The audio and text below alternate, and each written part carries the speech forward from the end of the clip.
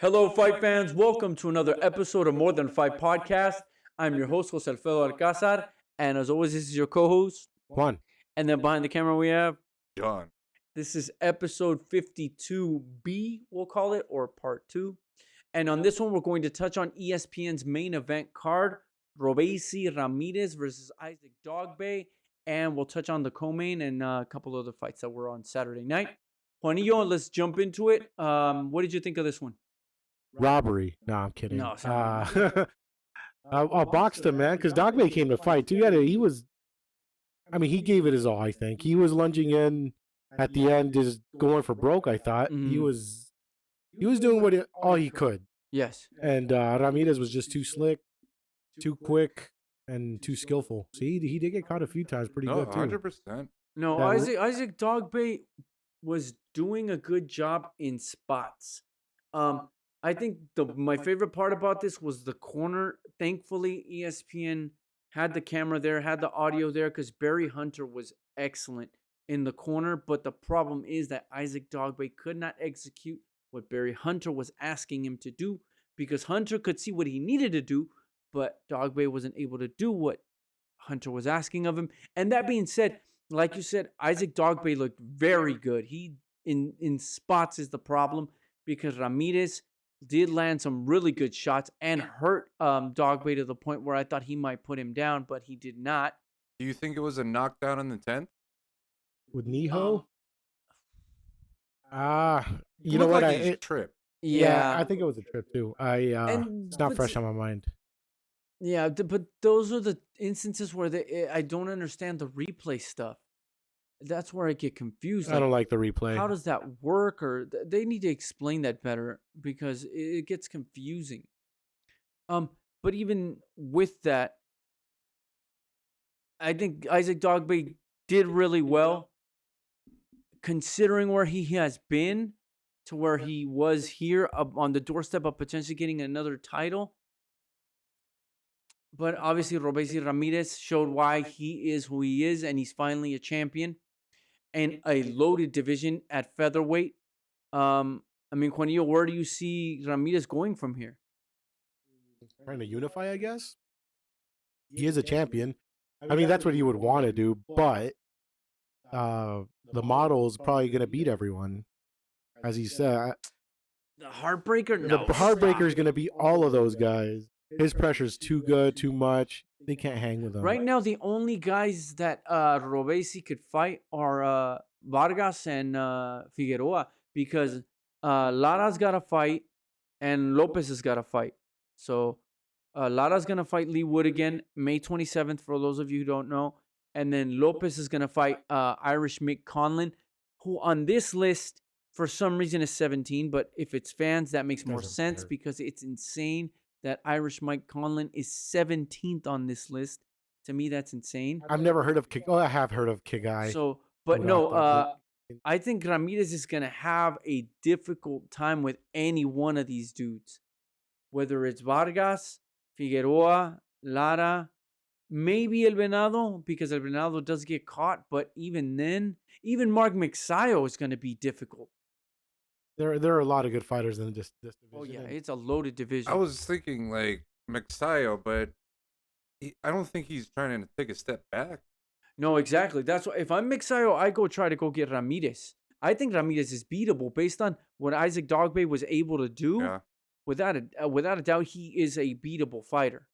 Not that nobody's. Well, he's a champion, so they're going to come for him anyways. So yeah. We'll see what happens. Someone's going. That does make a difference that he got that vacant title, the WBO.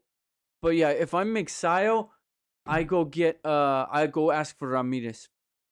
Or like I said, why wouldn't Brandon Figueroa get instead of Mixayo? He beat Mixayo.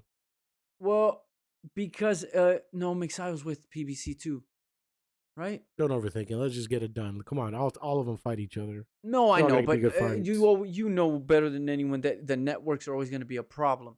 But I'm excited for this division. There's a lot of great fights. Like we said, Mauricio Lara is going to fight Lee Wood again. Alberto Lopez, El Venado, is going to fight Mick Conlan. So this division, they actually fight each other. So it's going to be excellent. And I hope we get to see Robesi Ramirez again and by the end of this year in a fight, hopefully with Mixayo or Rey Vargas. All right. I would love that. All right. And then we'll move on to probably the more entertaining fight of the night, which was Joet Gonzalez against Enrique Vivas. Juanillo, I thought Gonzalez made this fight a little bit harder than it needed to be. He wanted to trade with him, but when he did box, when he did move, when he did step back, he was an easy fight for him. It was an easy fight for him. But he wanted to stand there and trade. He wanted to prove a point or try to knock him out, I guess. He did his best to try to knock him out. Did you see his jaw at the end of the fight, Vivas? Oh, yeah. Vivas oh, no, without a doubt. Because his mouthpiece kept falling out. And at one point, his mouthpiece was out. And he took some solid shots while his mouthpiece was out. Because the ref couldn't really step in to stop it to get the mouthpiece back in. But, yeah, his face was damaged right after that round. Yeah, man. It was tough guy. Great fight, though. Oh, yeah. They put on a good show. But again, if you're Joet Gonzalez, you're taking too many punches, man. But that's another guy that wants another title shot. So where do you see him ending up? Maybe they were trying to do Joet Gonzalez versus Ramirez. I don't know. I mean, because he did that. He fought for a championship or so. I mean, you never know. That title defense makes sense for Ramirez because you just took on Isaac Dogboe, so why not take on? I could see why they did that now that you mention it. Or it makes sense. It wouldn't surprise me if they do announce that later this year. Hopefully, Ramirez against Joet Gonzalez. And I mean, yeah, he won the fight. He won his last two, if I'm not mistaken. So, I mean, why not? Yep. All right, and then we'll go across on to the co-main. Fabio Wardley versus against Michael Coffie. Yeah. And ended with some. I didn't like it. I mean, there was a good punches, but Coffie took him well. He was not. And he was ready to fight back. You watch the slow motion replay. He's blocking some of them. They're falling on his arms. And obviously, you can see he's not happy. Yeah, he's looking at the ref like, why'd you stop? I was trying to find the picture where Coffie is literally just shoving him off of him. Like the ref? Yeah, pushing him in the face and everything. Like, get the fuck off me. He has to be careful with that, though. Yeah, well, he was upset. I don't blame him.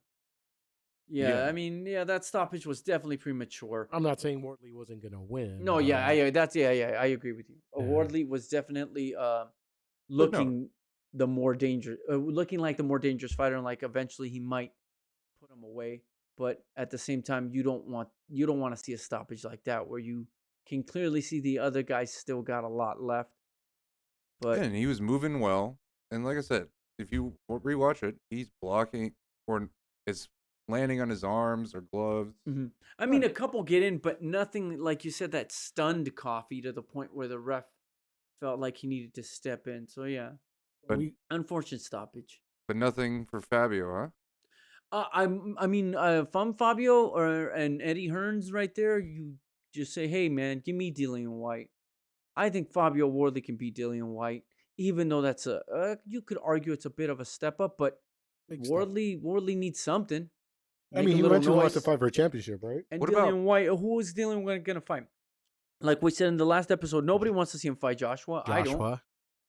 Or fight Jermaine Franklin. Let him fight Chisora then, or What about I would Parker? prefer Franklin over Chisora. What? Parker.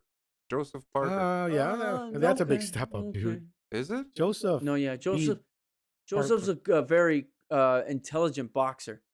He doesn't carry as much punching power as Dillian White, but he's a very, very smart fighter. I would put Fabio Wardley in with Dillian White or Jermaine Franklin. I don't think Fabio's there yet. He needs a few more. Okay, we'll see. We'll keep an eye on that one. And then we also saw Campbell Hatton. And actually, he looked really good in this one. Well, I mean, for as long as it lasted. It was first round knockout body. Yeah. His dad was known for those body shots too, though, man. That was nice. Yeah, right there, you couldn't even see it because it happened so quick. It was so short too. Yeah. It was short. Yeah, very short. Little left hook to the body. Right in the kidney, or right in the liver. Sorry. No, yeah, he got him right there. Just like when his dad caught the Mexican guy, the guy from Empalme, the Sonorense, the guy that beat Corrales. Castillo. Oh, okay. Remember he caught him with that short, Yeah. right to the liver and left to the liver and freaking went down like that too. But even before this body shot, Oof. Hatton was landing some, like almost every jab he threw. Like he marked this kid up early. I'm like, dang. And then it makes sense why he landed the body shot because the kid kept getting hit to the face. He didn't see it coming.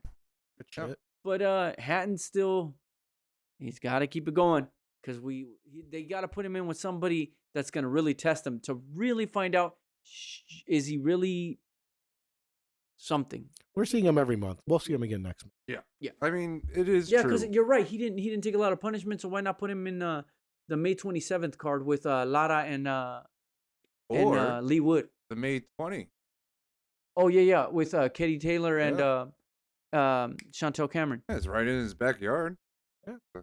Well, that'll be in Ireland, but it is his backyard. He's close. I don't know how long that flight is, but yeah. No, it's like literally 45 minutes, maybe an hour. Oh, okay. There you go. It's close as shit. All right. Naomi Coughlin. He knows Europe. Then what else was there? I think that's on about that card. it. Yeah, really, that was all. And Emma Williams won, so that's something he stays undefeated. The American. Let's hope we get him and Cash in the ring soon.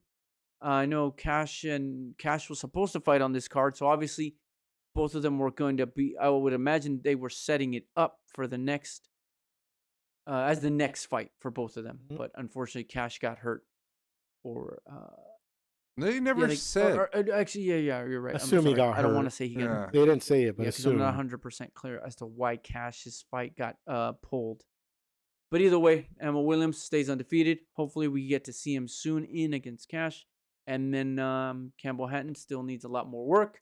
Fabio Wardley, we'll find out if he's going to fight someone of note next or if they're going to keep bringing him along. All right. Anything else, guys? That's it. All right. Thank you guys for tuning in. Please like, comment, subscribe, and check out our other social media feeds: Instagram, Facebook, Twitter, TikTok, MySpace. We're going to get it up soon, so we'll let you guys know. Alfredo will be rapping. Thank you. All right. John? Just bleed.